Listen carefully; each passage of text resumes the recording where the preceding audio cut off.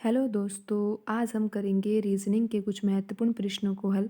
दोस्तों, ये प्रश्न गत वर्षों में परीक्षाओं में पूछे गए प्रश्न हैं और इन प्रश्नों के अभ्यास के माध्यम से आप अपनी परीक्षा की तैयारी को बेहतर कर सकते हो।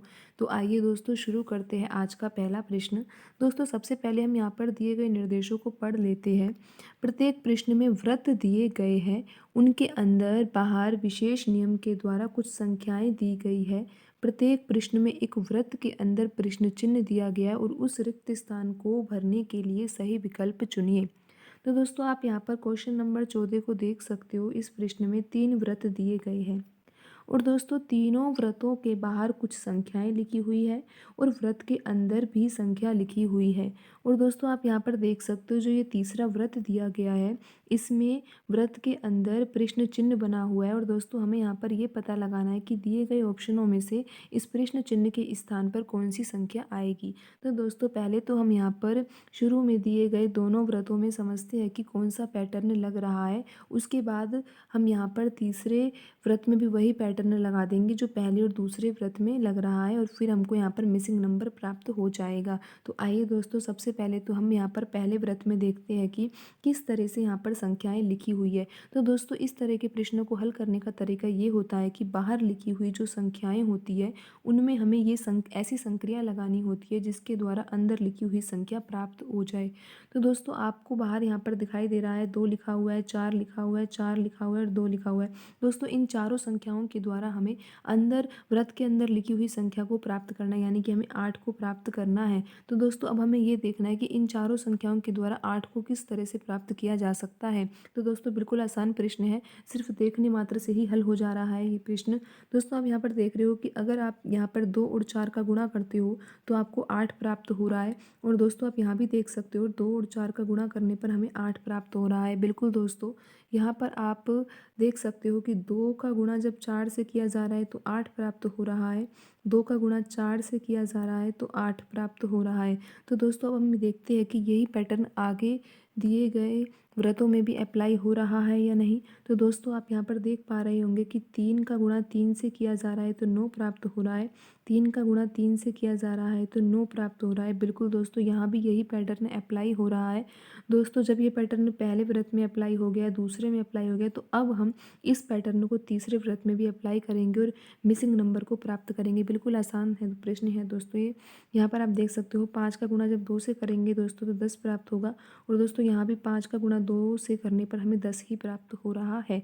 और दोस्तों, आप देख सकते हो दिए गए ऑप्शनों में से जो ऑप्शन 1 है उसमें 10 ही लिखा हुआ है। तो आइए दोस्तों, अब हम करते हैं अगले प्रश्न को। दोस्तों, आप देख सकते हो अगला प्रश्न भी इसी से संबंधित है। यहाँ भी 3 व्रत दिए गए हैं और तीनों व्रतों के बाहर कुछ संख्याएं लिखी हुई है और अंदर भी व्रत के कुछ संख्या लिखी हुई है। दोस्तों, आप देख सकते हो तीसरे व्रत में प्रश्न चिन्ह बना हुआ है और यहाँ पर हमें ये पता लगाना है कि दिए गए ऑप्शनों में से यहाँ पर कौन सी संख्या आएगी। तो आइए दोस्तों, सबसे पहले हम पहले व्रत को समझने का प्रयास करते हैं। पहले व्रत के बाहर लिखी हुई संख्या 3 है, 4 है, 5 है और 2 है। और दोस्तों, अब हमें यहाँ पर ये पता लगाना है कि बाहर लिखी हुई संख्याओं के द्वारा किस प्रकार अंदर लिखी हुई संख्या ये 14 प्राप्त हो सकती है। दोस्तों, बिल्कुल आसान प्रश्न है ये भी।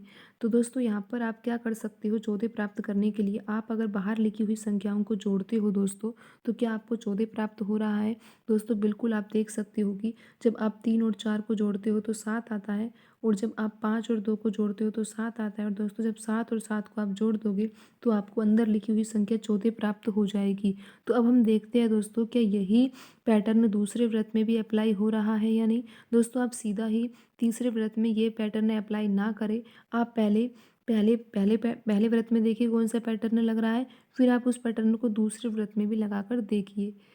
दोस्तों, अब हम देखते हैं कि ये जो पैटर्न है वो दूसरे व्रत में लग रहा है क्या नहीं। दोस्तों, बिल्कुल लग रहा है। आप देख सकते हो 9 और 6 को जोड़ने पर दोस्तों आपको क्या प्राप्त हो रहा है, आपको 15 प्राप्त हो रहा है। और 8 और 7 को जोड़ने पर 15 प्राप्त हो रहा है और 15 और 15 को जोड़ने पर दोस्तों आपको 30 प्राप्त हो रहा है। तो दोस्तों, अब आप इस पैटर्न को तीसरे व्रत में भी अप्लाई कर सकते हो और आपको ये मिसिंग नंबर प्राप्त हो जाएगा। दोस्तों आपको क्या करना है, यहाँ बाहर लिखी हुई संख्याओं को जोड़ना है। दोस्तों जब आप 12 और 11 को जोड़ोगे तो आपको क्या प्राप्त होगा? दोस्तों आपको प्राप्त होगा 23। और दोस्तों जब आप 10 और 13 को जोड़ोगे तो भी आपको 23 ही प्राप्त होगा। और 23 और 23 को जोड़ा जाएगा तो आपको 46 प्राप्त होगा। और दोस्तों आप देख सकते हो दिए गए ऑप्शनों में जो ऑप्शन 3 है उसमें 46 ही लिखा हुआ है और यही आपका सही आंसर होगा। आइए दोस्तों अब हम अगला प्रश्न करते हैं। दोस्तों अगले प्रश्न में भी यही है, व्रत दे रखे हैं, 3 व्रत है दोस्तों। बाहर कुछ संख्याएं लिखी हुई है और अंदर भी संख्या लिखी हुई है। और दोस्तों तीसरे व्रत में प्रश्न चिन्ह बना हुआ है और हमें यहाँ पर ये पता लगाना है कि इस प्रश्न चिन्ह के स्थान पर कौन सी संख्या आएगी। तो दोस्तों आप देख सकते हो कि पहले व्रत में किस तरह बाहर लिखी हुई संख्याओं के द्वारा अंदर लिखी हुई संख्या 14 प्राप्त की जा सकती है। तो दोस्तों यहाँ पर भी हम वही पैटर्न अपना रहे हैं जो हमने पिछले प्रश्न में अपनाया था। तो दोस्तों आप यहाँ पर बाहर लिखी हुई संख्याओं को जब जोड़ोगे तो आपको अंदर लिखी हुई संख्या प्राप्त हो जाएगी। बिल्कुल दोस्तों आप यहाँ पर देख सकते हो कि जब आप 3 और 4 को जोड़ोगे तो आपको 7 प्राप्त हो रहा है। और 5 और 2 को जोड़ने पर 7 प्राप्त हो रहा है। और 7 में जब 7 जोड़ा जा रहा है तो 14 आंसर आ रहा है। बिल्कुल दोस्तों अब आप इस पैटर्न को दूसरे व्रत में भी अप्लाई करके देखो। तो दोस्तों आप क्या देखोगे, जब 4 और 5 को जोड़ा जाता है तो 9 प्राप्त हो रहा है। 6 और 3 को जोड़ने पर 9 प्राप्त हो रहा है। और 9 और 9 को जोड़ने पर दोस्तों 18 प्राप्त हो रहा है। तो दोस्तों अब आप इस पैटर्न को तीसरे व्रत में अप्लाई कर सकते हो और आपको मिसिंग नंबर प्राप्त हो जाएगा। तो दोस्तों आप यहाँ पर देख सकते हो 7 और 6 को जब जोड़ा जाएगा तो दोस्तों क्या आएगा, 13 आएगा। और 8 और 5 को जोड़ने पर 13 आएगा। और 13 को जब जोड़ा जाएगा तो दोस्तों आपका आंसर क्या आ जाएगा, 26 आ जाएगा। और दोस्तों आप देख सकते हो दिए गए ऑप्शनों में से जो ऑप्शन 2 है उसमें 26 ही लिखा हुआ है। तो दोस्तों आपका यहाँ पर सही ऑप्शन, सही उत्तर जो होगा ऑप्शन 2 26 होगा। तो दोस्तों आज की वीडियो में इतना ही। मिलते हैं अगली वीडियो में नए सवालों के साथ। धन्यवाद दोस्तों।